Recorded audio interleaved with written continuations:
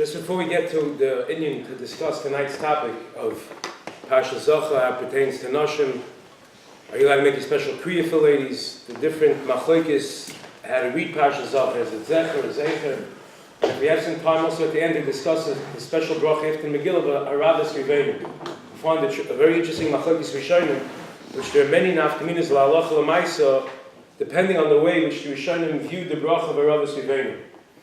But the emphasis, before we get to all of that, we know that the Torah tells us, Zecharas Hasher Asalacha Amalek, there's a mitzvah asay, to remember what Amalek did. Timcha Zecha Amalek, there's a mitzvah, d'oraisa, to wipe them out. There shouldn't be any remembrance, no remnant whatsoever. Rashi and Shmuel says, even on the behemoths, you shouldn't say this behemoth belongs to Amalek. There's a lav, like tishkach. And yet we find that the Svarim tell us that it's not merely a commemoration of what took place so many years ago, that when Klal Yisrael was leaving Mitzrayim. You could imagine. Here you have the mightiest army of the world, the Egyptian army. Klal Yisrael, the redeemed, the rescued, they defeat the mighty army of the Mitzrayim. The Medrash says that there's never a slave in the history of Mitzrayim that was ever able to escape. I mean, that's even more than North Korea, they're still defectors. That's how powerful Mitzrayim was. And when they left, the whole entire world trembled. They were in fear. The whole entire world trembled from Klal Yisrael. And yet what happens? Amalek comes, and like the Chinuch writes, they cool off the waters. They start a war, they wage war against us. And like this, the whole fear against starting up a Klal Yisrael, in a sense, they watered it down. And therefore the Chinuch says that we have a mitzvah d'oraisa to go ahead to read Parsha Zachar, because whoever is sonny to HaKadosh Baruch Hu's children is also son of Lefnei HaMakom. Whoever hates Klal Yisrael, in a sense, hates the Rebbeinu Shalom, because we are the bottom of the Rebbeinu Shalom. But the Svarim tell us that it's not merely a commemoration of what happened then, but rather it talks to us in every single dor, in every single generation, where Amalek, the koyach of Amalek is the gematria of Suffolk, it has the same numerical value as a Suffolk, where they come to a Yid and they try to tell him that there's no hashgacha pratis, there's no divine intervention, everything is happenstance, it's a coincidence, it's mikra, it's asher kocha baderech, everything's a mikra. And it's for this reason that we find Chazal's juxtaposition, where they juxtapose the relating of Parsha Zachar, they correlated with the reading of the Megillah. The Yom Me'elu Niskarim V'Nasim. The Gemara Megillah learns out that we're going to read Parsha Zachar right before Kriyas Megillah. Why is that? Because the Svarim tell us that the whole concept of the Megillah, you go through this story, and you look at individual events, it seems insignificant.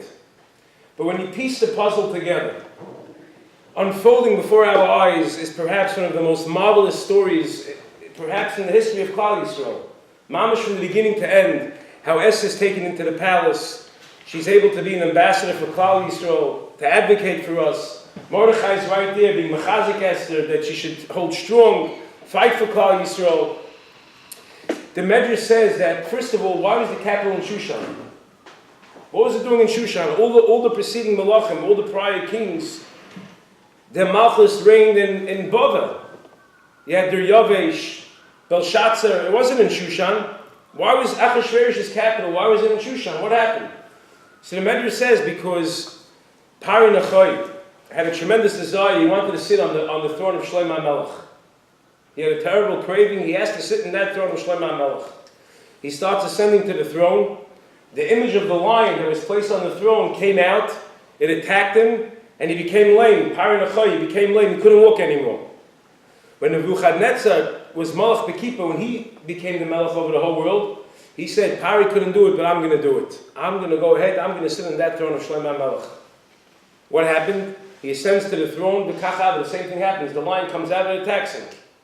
So when Achashverosh wanted to ascend the throne, his advisors told him, what are you doing? You're crazy. You saw what happened to Nebuchadnezzar. You saw what happened to Pari Nachai. Why are you doing it? So he listened to them. But what he wanted a replica. He wanted the exact throne of Shlomo HaMelech. That when he sits on his throne, he should feel like he's on the throne of Shlomo HaMelech. So they hired the greatest artisans of Shushan, the most exquisite builders, and they went ahead, they spent years on establishing a throne, creating a throne that looked exactly like the throne of Shlomo HaMelech. Finally, the throne is built. They're able now to take the throne and move it to Bava. What happens? The throne is too heavy, we can't carry it. Could you imagine the conspiracy theories that's taking place? I mean, the fake news, the media, the bloggers. What does that mean it's too heavy? Achashverosh is the melech al-kol and kula. What does that mean he can't move the throne? But yet Chazal come and tell us, you know why they couldn't move the throne? Because there's an Alter Yid Mordechai who lived in Shushan. And in order for the story of Purim to take place, in order for Klal Yisrael to have a nitzachon, Mordechai had to be in Shushan. He had to be next to Esther HaMalka. He had to be together with her. He should hear the story of Bixam Viseresh, that later on could be the beginning of the Hatzalah of Klal Yisrael. So therefore, the throne is too heavy, they can't move the throne. Every event, you go through the Megillah, it's mind-boggling. Anochi Aster Aster Panay, it seems like insignificant events. Behind the closed curtains, HaKadosh Baruch Hu is manipulating, he's orchestrating every single event for the benefit of Klal Yisrael. The Gemara Megillah, did we know the concept that HaKadosh Baruch Hu is always burial, the refuah before the matter? Where's that learned out from? That even when there's a tzara, the Rebbeinu Shalom already preceding that tzara, there's a refuah that HaKadosh Baruch Hu creates before he brings the makkah. Where's that learned out from? It's the Gemara Megillah. The Gemara says, Gemara Yud Beis, V'achar came Gidel Achashverosh as Haman. It's only after that Mordechai's Mishnah Lamelech in a certain sense, he has shaykhis, he has a connection to the palace. Only then is Achashverosh Gidel as Haman. We see the Rebbeinu Shalom behind the scenes already. The food is before the makkah. You should know there's a Mordechai Maisa in 1977 in Tafshin Lamed Gimel. The Knesset was rampant on legalizing abortion. And there was a large members of Knesset that were pushing for this bill to be passed. And there was a delegation of Rabbanim that was sent at all costs to try to stop this from passing. You can imagine if abortion becomes legal, the Chil Hashem that's going to take place, how many lives are going to be lost. So they went ahead and they nominated Rabbi Fol Levine, who is the son of the legendary tzaddik Rabbi Levine, to go ahead and speak to this fellow who is heading the charge, a person by the name of Shmuel Tamir. That he should speak to Shmuel Tamir to try to convince him to stop not allowing the bill to pass. So Rafal Levine sits down with this fellow, Mr. Shmuel Tamir, makes an appointment with him, they get together, they sit down, and Rafal Levine tells Shmuel Tamir, he says, I want to tell you a story. He says, 65 years ago, there was a couple that came to my father's house, and they wanted to abort a child. For financial reasons, they held they couldn't afford it. They wanted to abort the child. His father sat with them an entire night. 5 months later, a baby boy is born. And they asked Rabbi Levine to go ahead and be samdik by the bris. He comes to the bris in the morning. He gets on the kois, the Korish Shmoy Yisrael, Shmuel, the Mishpachas Tamir. Imagine. The same person that wants to pass the bill is the same person that's being saved. So when he hears the story, he's shocked. He leaves the house of Rafal Levine, he verifies the facts, he sees that it's true. And he told Rafal Levine that as long as he's in Knesset, there's no way he's going to allow this bill to pass. Anochi Aster Aster, Amalek comes to us in our door, he says everything's mikra, everything's happenstance, it's a coincidence. But no, if I care to read Pasha Zachar, we read Timcha Zechra Amalek, it's not like that. We believe in Hashgacha Pratis, we believe in Emunah. Everything's from the Rebbeinu Shalom. Motcha Pergamansky, famous Meister Motcha Pergamansky, he's once on a train. And he meets this mile on the train, they get a engrossing conversation, it's Friday afternoon, just a few short hours before Shabbos. And they realize that they missed the stop, and they don't have time to go back. If they go back, it's already going to be Shabbos. So they get dropped off the train, they're in some Fadof in the Shtetl somewhere. Nobody's there, mamish. They hear there's only one Jew in the whole entire town. They come, they knock on the door, and they ask the fellow, could we come join you for Shabbos? So the fellow asks him, what are you doing here? No Yid ever passes by this town. So they tell him over the story. He got engrossed in conversation. He's a Moilam, a Motcha Pergamansky. We need a place to stay for Shabbos. So the fellow tells him, let me tell you why you're really here. He says, because 8 days ago, his wife had a baby boy, and there was no way he was able to get a mud. And now he understands why they missed the stop to come here to be able to perform the bris milah. That's really the Yisod why Chazal went ahead and they put Parsha Zachor, Timcha Zecher Amalek, right next to the story of Purim. To realize that Reb Chatzkel Bramsky is a Moedik of art. If you look at the end of the Megillah, after the whole story, the Megillah ends off with puzzling words. It's a perplexing pasuk. After the whole story, it says, Haloihim Ksuvim the Sefer Paras Umadai. If you want to know about the story you just read, check the history books of Paras Umadai. Check the history books of Persia. What's the pshat in the pasuk? Well, we need the books of Persia, the history books that tell us that the story of Purim happened. So Rabbi Chatzkel Abramsky and Morid Gevart. So Rabbi Chatzkel Abramsky says if after a person reads the entire Megillah, if he thinks it's just another story, something that took place in history, doesn't see the Hester problem of the Bari Olam, then he could read the books of Persia. Because the Megillah, it's a sefer for life, it's a sefer achayim. Just want to end off before we get into the Pilpul of the Shir. There's the conventional wisdom of many Jews and many people in the world. They were saying that the reason why President Truman recognized Eretz Yisrael as a state in 1948 is because rumor had it that he had a partner with a Jewish person in Missouri, and they had a drapery shop where they had goods, they sold goods together many decades earlier, and the fellow asked President Truman for this favor to recognize the state of Eretz Yisrael. But he told Shlomo Lawrence, former member of Knesset of Agudas Yisrael, he told him over the story. When he met President Truman, this is what he told over to Shlomo Lawrence. He says that's not the case. That's conventional wisdom. But now let me tell you the real story. He said when he was a young child going to public school, so he had a dream. What was his dream? His dream was that he wants to become the President of the United States. Everybody has a role model. Who is his role model? His role model was Kurish, a descendant of Esther who allowed Klal Yisrael to start rebuilding the second Beis HaMikdash. And when he was a child, he read the story of how good he was to the Jews, how good he was to the Yidden, and he said that if I ever become president, Kurish is my role model, I'm going to allow the Jews to start rebuilding their Beis HaMikdash and let them go back to their homeland. Now let me ask you, people have role models. I understand, Mickey Mantle, Willis Reed, but Kurish, whoever had a role model of Kurish, it's a pella v'afel. President Truman, as a young child, he wrote a history book on it, he wrote a whole essay on it, but his role model was Kurish. The Teretz is to Rebbeinu Shalom planting the seeds. It's the story all over again of Anochi Aster Panai. And that's what's going to happen when Mashiach is going to come. We're reading Parashat Zachor, we're reading the story of Purim, but Mashiach is going to come. We're once again going to go ahead and read the entire story, the story from the beginning of creation till the end. And once again, the same way Klal Yisrael by Purim had such a hava, they came to a level of Hadakim of a Kiblu. They said once again, Nasa v'nishma, Nami Toich Yira. The first time was Kafalei Markagigis. Okay, to be showing him ask, what do you mean? It says Nasa v'nishma. So you have the Rashba's Teretz, one's Torah Shabbat, one's Torah Shabbat Peh. But there's an element of Kabbalah by Purim that Klal Yisrael came to that core of such a hava to the Rebbeinu Shalom. Because they saw even in the darkest times, in the deepest moments of despair, that the Rebbeinu Shalom never forsake them. It wasn't that we were forlorn. There's no divorce between us and HaKadosh Baruch Hu. And that's what prompted Klal Yisrael to the greatest level of ahava, to be able to say Nasa v'nishma. And that's going to be the Zekeh V'anvei when the Gula comes.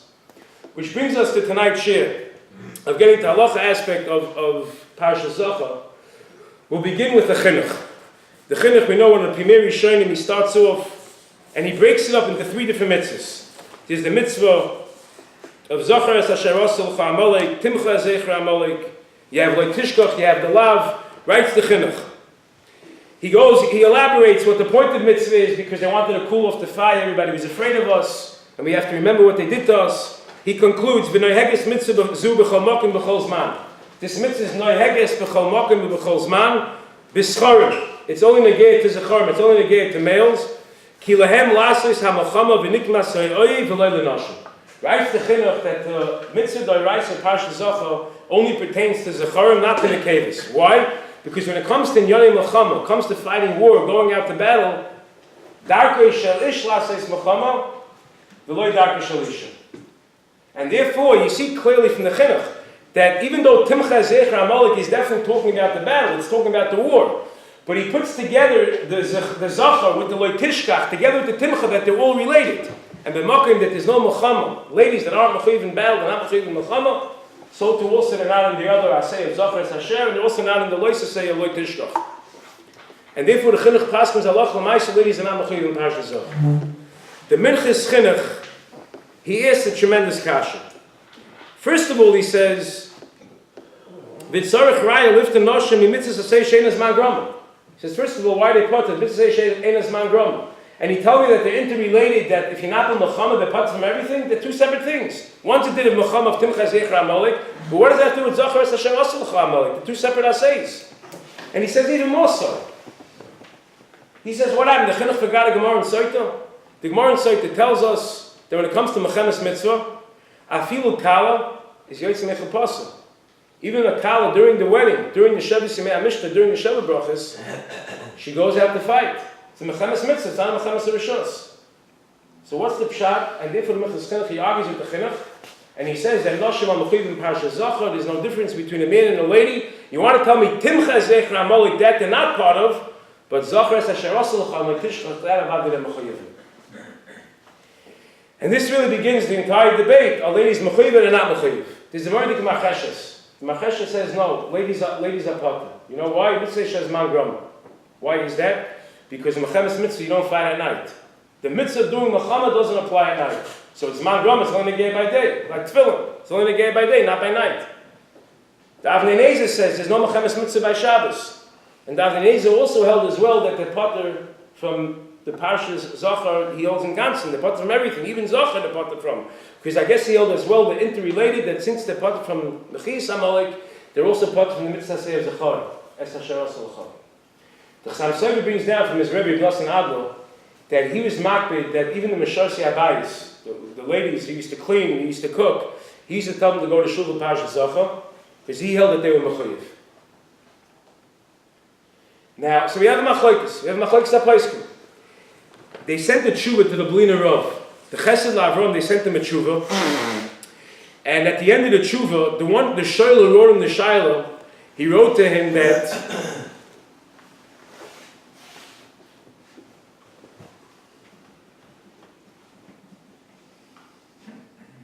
there's a tremendous going. He didn't mention his name, but he wrote to him that there's a tremendous going who said ladies have to go to Parashat Zachar. So the Blina Rav, the Chesed LaAvram writes, Ma'olam lo shemanu. He says, I never heard, Lo Re'inu, I never saw, V'lo Shamanu li shehitzur ches hanoshim l'shmoy akri b'sei v'torah b'tzir Parashat Zachar. He says, I never heard of such a thing. No one ever did such a thing. And he says, are you telling me that there's a tremendous person that holds you have to go? He says, Mi yodeim ne'emona shmo aseh. Who says that you can trust the shmo? Who says that it's even true? So we have machlokes. So how do we pass them? So Rav Moshe held, and the Chazon Ish held, the Shlomo Zalman held, they all went like the sheet of the Chinuch, like the Avnei Nezer and the Macheshes, and they held that they're potter. There's no chiyuv for ladies to have Parashat Zachar. The Maral Diskin, Rav Nosson held that they held you mechuyev. So la'aloch l'maisa, to say that the mechuyev to go, avad they're not mechuyev. You have all the places in the world they're not mechuyev. But l'maisa, not to take it out of context. Avad, this that they come, it's a beautiful thing. It became already in America a minute that they go. It's a very nice thing that they go. They're not doing something wrong by going. It's a beautiful thing. Some say they get schal, like every other mitzvah says man rama. But halachically, they're not required to go. The Kaf HaChaim and the Chesed Avram end off, they say gewaldige Zach. They say that even if you're going to tell me the ladies are mechuyev, that's for sure that it's pashut, they're not mechuyev in a tzibur. They don't have to hear it from a klaf, from a Sefer Torah b'tzibur. That, everybody would agree that they're yotzeh by saying even from a chumash in their home. So therefore, even if the lady would go ahead and take out a chumash in her house, the whole point is timcha is not a gator. Tzibur halach says tzibur doesn't apply to her. So even if she would read it over, so you have Zachar, she's remembering by reading the words, they hold that even according to the Shittas and a Matzach, the ladies say Parashat Zachar, he held that you'd be yotzeh with a chumash. So l'rafta the milsa, l'achla ma'aser, we go look at Moshe. L'rafta the milsa, if somebody wants to come, it's a beautiful thing. But even the place can hold them mechuyev, if they read over those few psukim in the house, avad the din is that they're yotzeh the mitzvah. You should know it's very interesting. Minyan l'inyan loisa inyan. There was a case that took place in Eretz Yisrael. There was a fellow who walked into the Beis Din HaGadol in Eretz Yisrael. He's a German fellow, and he wanted to go ahead. He wanted to be a Megai. So he came into the Beis Din. There were Dayanim sitting there. He wanted to convert. He wanted to become a Jew, and they saw he's sincere. He's legitimate. He's a legit person.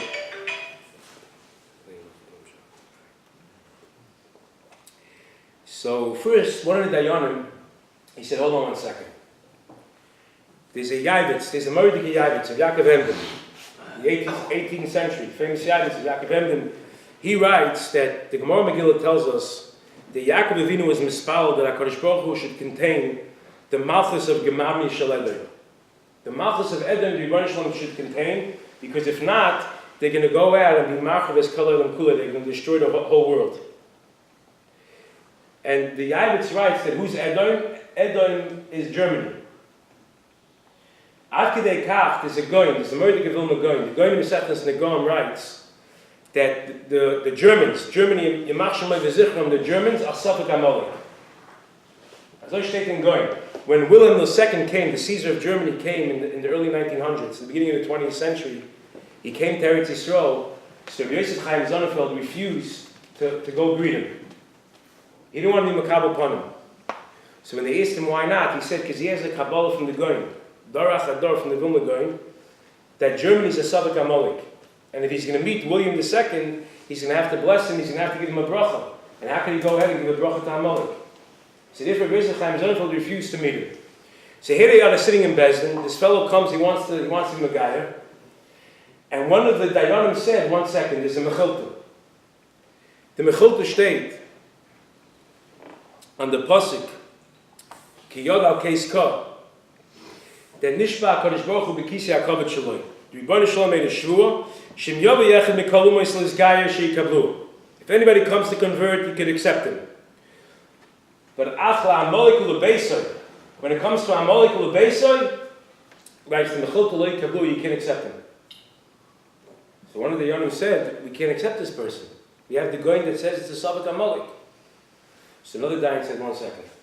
We have the famous Gemara Masechtas Gittin. There's all the tshuva here in the Zilberstein, in the Varavna. You should know he's the Reb Chaim Kanievsky's brother-in-law, the son of Yashiv. I once mentioned on a different occasion that I used to learn in front of a fellow Moshe Grossman who spent his summers in the home of Reb Zilberstein, and he said I was an eyewitness to these stories. People in Mamish coming in and asking these shaylos. So another Dayan says, 1 second. You have the Gemara in Gittin. The Gemara says, "Bnei Banav Shel Haman, are you long to turn Bnei Brak?" You tell me you can't accept Bnei Amalek. From that Germany is Amalek, we can accept them for Gerim. So how do you ever have today people that are sitting Bnei Banav Shel Haman, that learned in Torah Shel Bnei Brak? How's that possible? So they said it's not a raya. Why not? Listen to this chap. He said the reason why it's not a raya is because by the Goyim, by the non-Jews, the child goes after the father. So let's say the father was a Frenchman, or he was from Spain, and the mother was an Amaleki, and the child's born. He's not an Amalek, he goes bust to the father. So that's the Pshat in Bnei Banav Shel Haman. After the Nekeva, Bnei Banav Shel Haman from the mother's side. But you can be Makabel as a ger because the father was an Amalek. So here you are, in the middle of the din Torah, what are they going to do? This guy wants to convert. Can you convert him or not? They go to Reb Zilberstein, asking Shaila. He says he'll have to be Megayer. Why? Because the Gemara tells us that Sancheriv, Sancheriv, he went ahead, the whole world he mixed upside down. Babel, he moved to Mitzrayim, Mitzrayim moved to Asher, Asher. There's nobody, we don't know anyone's lineage anymore. A Mitzri is not a real Mitzri, a Babel is not a real Persayim, and not a real Persayim. He came ahead, he mixed around the whole entire world. So therefore, since Basan Chev Bilbala is Kalalim Kuloi, therefore says if Zilberstein Avadi Leb Mekabel as a Gerim, even according to that Mechilta, because today we don't know who they are. But you should know that Rabbi Chanu Wasserman, in his Kovitz Mamorim, he has an incredible Mamorim over there. Rabbi Chanu Wasserman writes that he was Mekabel from his Rebbe, the Chavetz Chaim. The Chavetz Chaim said over numerous times that any non-Jew that oppresses Klal Yisrael, you should know he's Amalek. That's Amalek. And even if it's a Yid, if it's a Jewish person that starts up with Klal Yisrael and oppresses us and tries to, endanger us and make zeros against us, the Chavetz Chaim told Rabbi Chanan, you should know that's Amalek. And I found also Chaim Brisker said the same thing.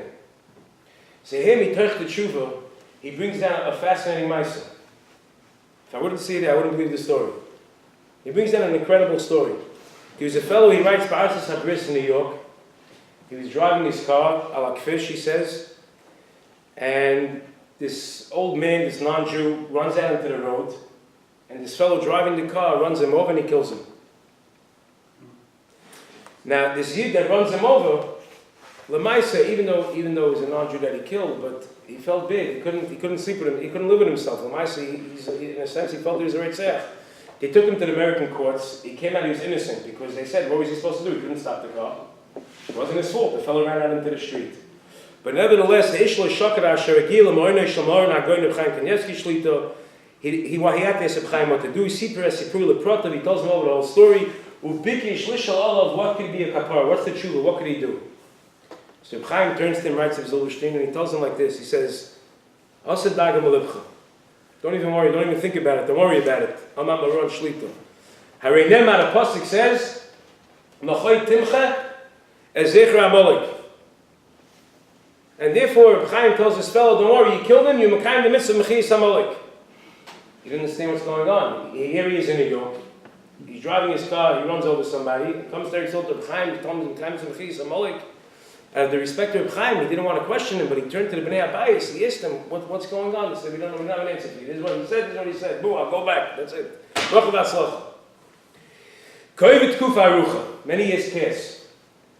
This same fellow sells his home and he purchases a new home. He buys a home. It turns out he buys the new home from one of the descendants of this person that he killed. A few months into the purchase, he's in the house, he's in the bayis. He starts cleaning out the attic and he finds a box. He goes through the box, and inside the box he sees that there's a picture of the person that he killed, that he ran over.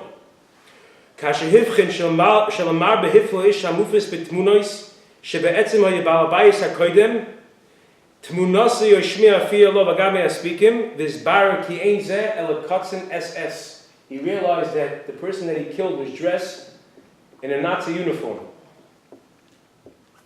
But the story's not over. He goes further into the box and he finds a whole list of names that this Nazi Amashimai V'Zichram wrote of the people that he killed and the places where they were from. He starts going through the list and he realized that this same Nazi killed his very own parents. Now the fellow understood the words of Chaim Kanievsky. Now I understand what he meant.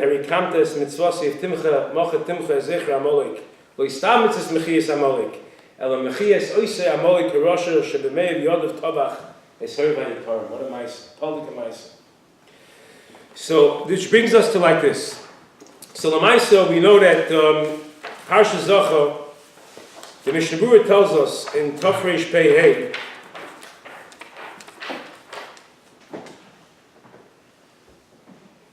that the Yeshamim, there are those who say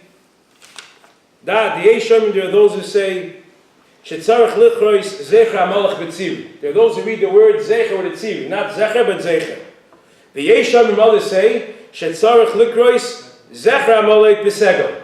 So I don't know what the difference is. Many knows Adonai, but let me know. But I guess the Kriya is different. The Taich exact word it's referring to, that I'm not clear. I tried to look. I searched many Svarim. I couldn't find the Pshat. I saw the Moedim Mizmanim. You can check in the Moedim Mizmanim, Kuf Samach Zayin. He has a shtickle mahalach that explains the difference, but I don't know if it really explains, the difference of translation of the words. But he has a cheshbon why it switched, based on the Gemara, that there was a certain person who, Yoav ben Tzuri, who read the word wrong. He read it Zachar, and he has a raya from there that it must be used a certain way. But I don't think he explains exactly. I can check again. But it's in the Moedim Mizmanim Chelik based on the Kuf Samach Zayin that he has a shtickle mahalach. But again, I don't know if it explains exactly the translation, the difference. But Lamaisa is a chiluk. So he says there's a difference in Menhagim. Some read Zecher, some read Zecher. It says the Mishnah Berurah, that's how we do both. So where did this come from? Where did it start? So if you look in the Ma'aser Rav, which was a Talmud of the Goyim, who wrote down all the Anhagis of the Vilna Goyim, he writes that the Vilna Goyim would say it with a segel, Zecher Amalek. But they have printed there, the Ma'aser Rav sent his sefer after he wrote it, to the primary disciple of the Vilna Goyim, Chaim Volozhin, who was a Talmud Luvik of the Goyim. He sent him his copy, and Chaim Volozhin wrote back a letter. He says, I don't understand. How could you write in your sefer that the Vilna Goyim said it with a segel? I myself was there, and I heard it with a tziri. So how could you write he said it with a segel? So he says, Ulai, Yachkir Achara Emes, maybe go after the truth and find out what the story was, because I heard it at Siri.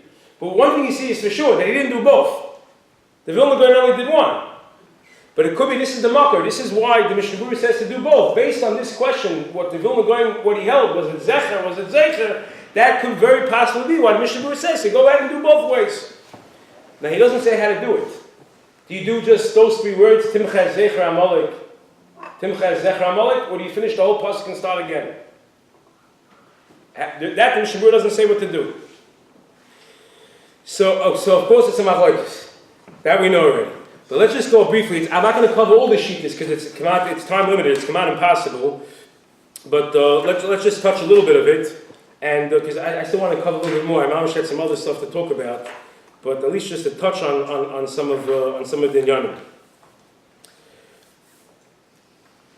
Rav Shlomo Zalman, the Lichis Shlomo, writes that in the Megillah there's a suffix of many words. Not many. You have a few words that are suffix. Bifneihem, Lifneihem, Laharig, Ulaharig. The Piskei Teshuvos brings down in Tafresh Tzadik Beis or Tafresh Tzadik. He has a whole list of all the ones that people go over. So Rav Shlomo Zalman holds again. It's a machlokes. There's many different shittas. So I'm just taking out, Rav Shlomo Zalman, the more of the famous poskim. So Rav Shlomo Zalman says, "B'kriyas hatevis hamasepegesh Megillah." He says you can do whatever you want. You want to do the whole pasuk, you do the whole pasuk, or at least say the inyan again. But to say the word twice, la'arig ulaharig, or let's say bifneihem lifneihem, that's worthless because that's a chazara. So you didn't get anything. And therefore Shlomo Zalman says in Ha'ara 12 over, he says the same thing is by Timcha Zecher Amalek Zecher Amalek. He says you want to finish the pasuk, you finish the pasuk. You want to go ahead, you want to not finish the pasuk, that's also l'chatchila. But make sure don't do Timcha Zecher, Zecher. Finish the inyan. Timcha Zecher Amalek, Timcha Zecher Amalek. Because if you're just going to repeat the words over, says Reb Shlomo Zalman, that's a chazar on the word. You're not gaining anything. So therefore he says, Timcha Zecher Amalek, Timcha Zecher Amalek. Reb Moshe Baal Peh also, he held that you don't have to go over the whole pasuk. There's no need to. He held the same thing. Timcha Zecher Amalek, Timcha Zecher Amalek. Okay, so it sounds like nice. You do this way, you do that way, fine. But that's until Rav Steinman enters the picture here. Rav Steinman Zatzal, he says that he had a problem with people who read the whole pasuk. Why? He says like this: either way, how you read it, to yotza. So if you're going to finish the pasuk, the person's already yotza the mitzvah. How do you go back and do it again? So therefore, Rav Steinman says that b'davka you shouldn't read the whole pasuk, because if you can read the whole pasuk, how do you do chazara? Comes the Shalmei Toida, and the Shalmei Toida says no. He backs the minute to do the whole pasuk. He brings poskim that say to do the whole pasuk, not like Moshe, not like we saw from let's say Shlomo Zalman. He says no, to do the whole pasuk. But there's a big kasha on this kind of Rav Steinman. Why? Because we know that the Ramah tells us that in the Megillah itself there are certain psukim that we read, and one of the psukim that we read is the last pasuk of the Megillah. The Mordechai Yehudi, like Yehuda Ma'aser. And the tzibur reads that whole pasuk. L'chari k'nes kasha. According to Rav Steinman, we know the din is that if a person has a Megillah Ksheira, he misses a word, he reads in his Megillah Ksheira, it's kasha l'chatchila. But even with the a person's yotza, if he reads the Mechumash up to